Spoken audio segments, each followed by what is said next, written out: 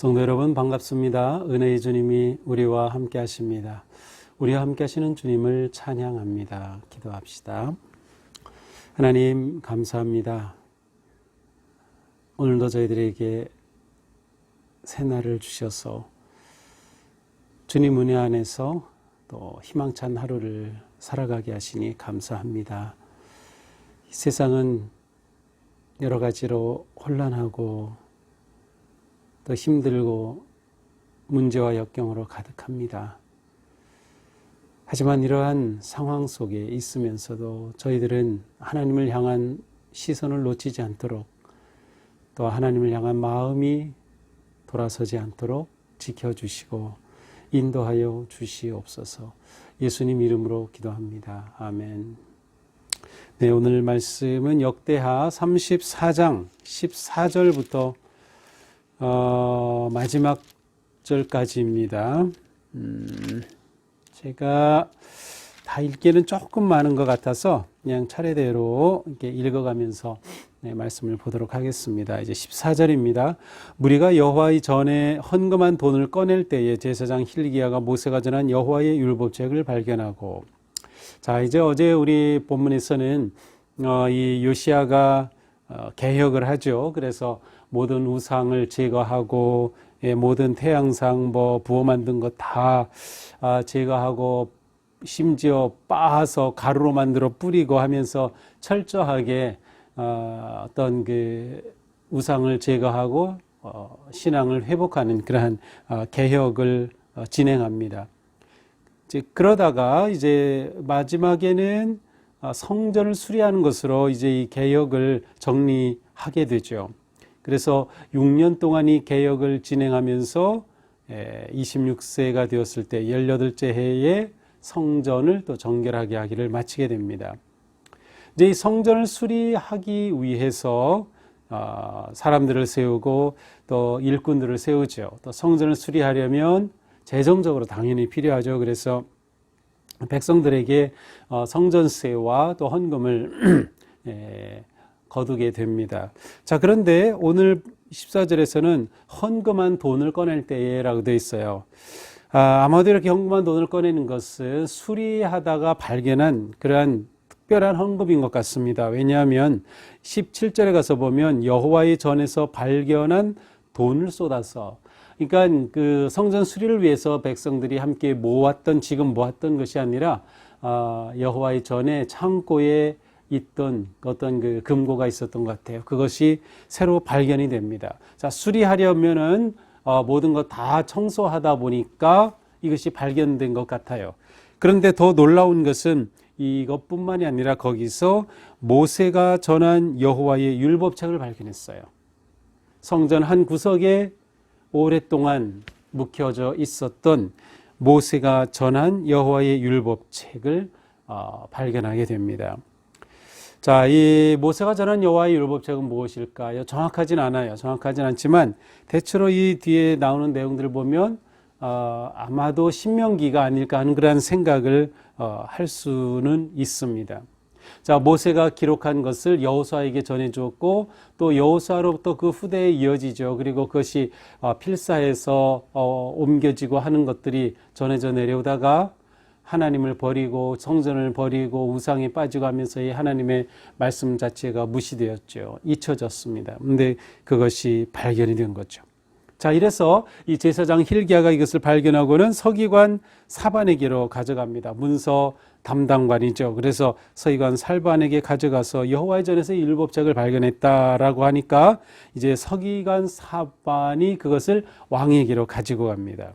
16절에 보니까 왕에게 가서 보고를 하죠. 이제 종들에게 명령하신 모든 거 다 해냈습니다. 그러니까 성전 수리하는 거, 이 모든 그 개혁의 일들을 다 끝마쳤습니다라고 이제 왕에게 보고를 합니다. 그러면서 제사장 hil기야가 저에게 이 책을 주었습니다. 그리고 왕 앞에서 그 책을 읽었습니다. 왕이 이 읽어주는 여호와의 말씀을 듣자 19절에 이렇게 반응하죠. 곧 자기 옷을 찢더라. 옷을 찢는다는 것은 여러 가지 그 의미가 담겨 있어요. 우리가 성경적으로 가장 중요한 것은 회개한다는 뜻이고요. 또 너무도 힘들어한다. 또 마음에 말할 수 없는 그러한 어떤 그 고통스러움을 느낀다. 후회한다. 분노한다. 뭐 이러한 의미가 담겨져 있어요. 근데 왕이 이 율법의 말씀 읽어주는 걸 듣고서 옷을 찢었다. 이것은 하나님 앞에서 겸비하게 회개하는 모습이죠. 슬픔과 두려움이 담겨 있었겠죠. 거기에 회개하는 마음이었어요. 그리고 나서는 왕이 이렇게 명령합니다. 20절에 보니까 사반의 아들 아히감, 미가의 아들 압돈, 사반과 왕의 시종 아사야에게 명령을 해요. 자, 너희가 나에게 이 책을 가지고 와서 읽어줬는데 나와 이스라엘과 유다의 남은 자들을 위하여서 이 발견한 책의 말씀에 대하여 여호와께 물으라. 자, 이것이 발견된 게 결코 우연이 아니다. 이 엄청난 말씀이 발견되는데 하나님께 물어봐야 하지 않겠느냐. 우리가 이 말씀을 읽었지만 우리가 하나님께 물어봐야 되겠다라고 요청을 합니다. 그러니까 이들이 이제 누구에게 가서 물어봐야 될까요? 당연히 예언자에게 물어봐야겠죠. 이 시대에 요시야 시대의 예언자로서는 가장 유명한 예언자가 예레미야입니다. 예레미야뿐만 아니라 스바냐도 이 시대의 예언자였어요. 그런데 이들이 찾아간 예언자는 22절에 보니까 여선지자 훌다였습니다. 이 여선지자 훌다는 하스라의 손자 도카스의 아들로 예복을 관리하는 살룸의 아내다. 이렇게 기록이 되어 있어요. 살룸이라고 하는 예복을 관리하는 자의 아내였습니다.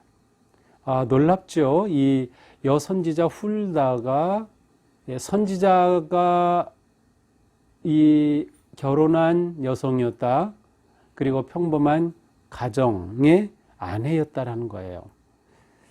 이에게 가져갔다는 것은 무엇일까요? 예레미야에게 안 가져가고 또 뭐 그 당시 스바냐에게도 안 가져간 이유는 뭐 알 수는 없지만 제 생각에는 이 훌다에 대해서 둘째 구역에 살더라. 예루살렘 둘째 구역에 살더라. 아마 그 당시에 행정구역으로 첫째, 둘째, 셋째 이렇게 구역을 나눴던 것 같아요. 그런데 둘째 구역에 사는 훌다에게 이렇게 구역을 언급한 것을 보면 아마도 이 왕궁에서 가장 가까운 곳에 찾아갈 수 있는 믿을 만한 선지자가 훌다였기 때문이 아닐까 생각을 합니다. 물론 예레미야가 아주 훌륭하고 좋은 예언자였어요. 그리고 실제로 이제 뒤에 가서 보면은 이 요시야가 죽었을 때에 이후에 그 예레미야가 애가를 지어 부르는 그러한 내용도 나오죠. 자, 어쨌든 훌다에게 가서 이 하나님의 뜻을 묻게 됩니다. 그러자 훌다가 이렇게 말하죠. 이스라엘의 하나님 여호와께서 말씀하시기를, 자, 하나님이 주신 말씀을 전해줍니다. 너희를 내게 보낸 사람에게 말하라. 왕에게 가서 말하라. 여호와께서 말씀하시기를, 내가 이곳과 이 주민에게 재앙을 내리되 유다 왕 앞에서 읽은 책에 기록된 모든 저주대로 하겠다. 하나님의 음성은 재앙을 내리겠다는 거예요. 내가 읽는 거 다 들었지. 거기에 나오는 그 저주대로 내가 다 그대로 행하겠다는 것입니다. 왜 그렇습니까? 25절에 이유가 나옵니다.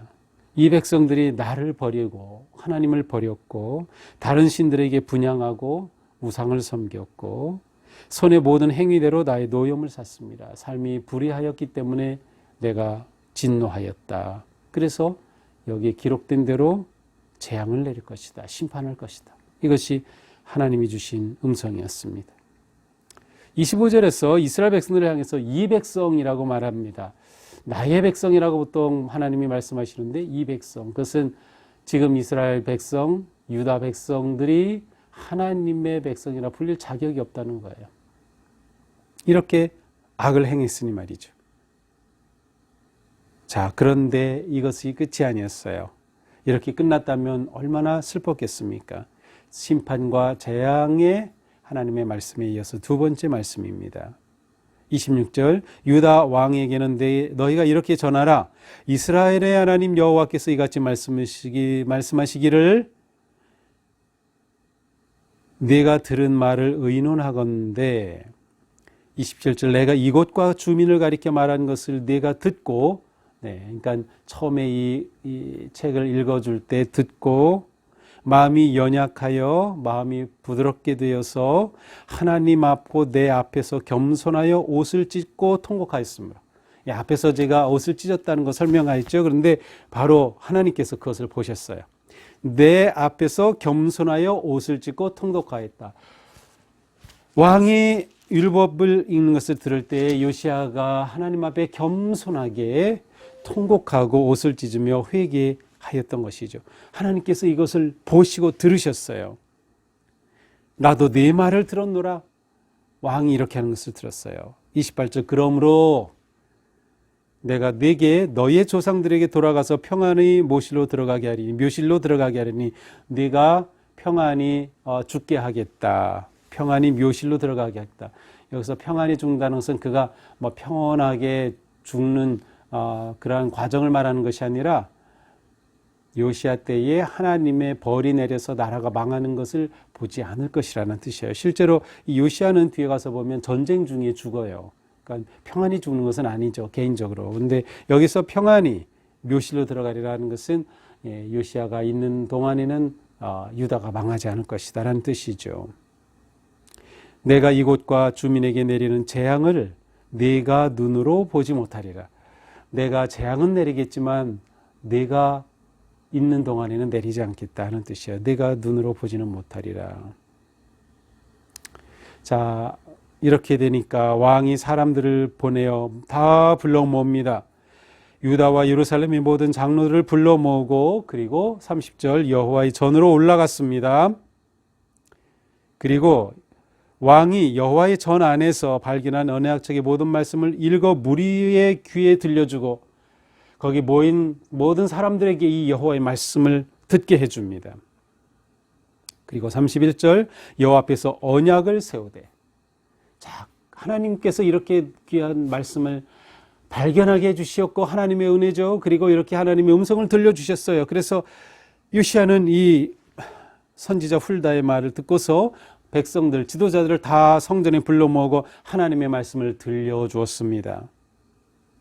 그리고 하나님과 언약을 세우는 거예요. 언약을 갱신하는 거예요. 이스라엘 백성들에게 최초의 언약은 무엇인가요? 모세가 시내산에서 하나님의 율법을 가져왔을 때 하나님 사이에 그 백성 사이에 언약이 맺어졌어요. 여호와의 그 율법을 십계명을 중심으로 다시금 하나님 앞에 언약을 갱신하는 겁니다. 그러면서 마음을 다하고 목숨을 다하여 여호와를 순종하고 계명과 법도와 율례를 지켜 이 책에 기록된 언약의 말씀을 이루리라. 그들이 이렇게 하나님 앞에 언약을 하였습니다. 신명기 6장에 나오는 말씀 그대로 마음을 다하고 목숨을 다하고 여호와를 그렇게 순종하겠습니다. 이렇게 하나님 앞에 헌신하면서 언약을 갱신하였습니다. 실제로 그들은 하나님의 언약을 갱신하고 그대로 따랐습니다. 32절 예루살렘 주민이 하나님 곧 그의 조상들의 하나님의 언약을 따르니라. 그리고 33절에 보니까 이 언약에 순종하기 위해서 가증한 것들을 다 제거해 버렸어요. 그들에게 아직 남아있는 것 다 제거했어요. 가증한 것들을 제거하여 버리고 가증한 것을 버렸어요. 이 히브리 말로 수르라는 단어인데 버렸습니다. 그리고 거꾸로 조상들이 하나님 여호와께 복종하고 떠나지 아니하였어요. 떠나지 않아요. 같은 수르라는 단어인데 우상들은 버렸고 하나님은 버리지 않았어요. 하나님을 떠나지 아니하였어요. 요시야가 사는 날 동안 마지막 때까지 이렇게 회복된 모습을 보여주는 정말 귀한 말씀이 바로 오늘 본문입니다. 자, 오늘 본문은 이처럼 성전을 수리하다가 성전에 보관이 되어 있던 율법책을 발견했죠. 먼지 묻은 율법책, 잊혀진 율법책. 그래서 하나님의 말씀이 먼지 묻혀져 있다 살아나게 됐어요. 열려졌죠. 그 하나님의 말씀이 이렇게 요시야 왕에게 들려지고 또 요시야가 선지자를 통해서 하나님의 뜻을 듣게 되고 온 백성들로 하여금 언약을 새롭게 갱신하는 놀라운 내용입니다. 자, 이 말씀을 보면서 오늘 말씀에서는 무엇보다도 역시 하나님의 언약의 말씀이 얼마나 중요한가를 잘 보여주겠습니다. 말씀에 희망이 있다. 말씀에 희망이 있다. 왜 그렇습니까? 이 말씀이 요시아의 모든 개혁을 완성하는 틀이 되었어요. 어떻게 완성할지를 이 말씀이 가르쳐 줬어요. 말씀을 통해서 분명한 목표가 이루어졌고 말씀을 통해서 그 방향이 완전히 제대로 잡혀지게 된 거죠. 우리에게 이 말씀의 회복이 절실한 때입니다. 왜냐하면 이 말씀 앞에 설 때 자신을 보게 됩니다. 말씀 앞에 설 때 요시아가 자신을 보았고 나라를 보았고 그래서 자신을 발견한 요시아는 하나님 앞에 옷을 찢으며 회개하였죠. 우리도 말씀 앞에 설 때마다 우리는 하나님의 음성을 듣게 되고 우리 자신을 발견하게 됩니다. 우리의 부끄러운 모습을 보고 우리의 죄를 깨닫게 되면서 우리는 하나님 앞에 돌이키고 회개하는 거죠. 내 죄가 무엇인가? 나는 무엇으로부터 돌이켜야 하는가? 말씀의 능력입니다. 말씀의 은혜인 것이죠. 하나님의 이렇게 말씀이 주어질 때 진정한 응답, 회개와 헌신으로 응답하는 사람에게는 말씀이 주신 놀라운 은혜와 복이 임하는 것이죠. 말씀 앞에서 내가 어떻게 살아야 할지를 발견하고 내 인생의 사명을 되찾고 삶의 방향을 재조정하게 되죠. 그렇게 해서 하나님과의 관계가 새로워지고 언약이 갱신된 것처럼 하나님과의 관계가 더욱 견고해집니다. 결국 그러한 인생은 하나님의 자비와 은혜를 입게 될 것입니다. 외적인 성전 수리의 이 개혁이 내적인 말씀에 순종하는 개혁으로 완성되었습니다. 우리에게 있어서의 말씀의 회복이 너무도 중요하다. 특별히 코로나 위기 속에서 우리가 말씀을 잡는 일은 너무도 중요합니다. 그러니 우리 성도님들 이렇게 매일 말씀 묵상에 귀를 기울이는 우리 성도님들이야말로 정말 이때, 이 위기 때에 바른 길을 선택한 것입니다. 계속 주변에 알려주시고 또 계속 추천해 주셔서 정말 우리가 말씀으로 새로워지고 말씀으로 힘을 얻고 그래서 코로나가 끝날 때 우리는 이 말씀을 통하여서 이렇게 승리했다고 고백할 수 있는 그런 우리 모두가 되기를 축복합니다. 기도합시다.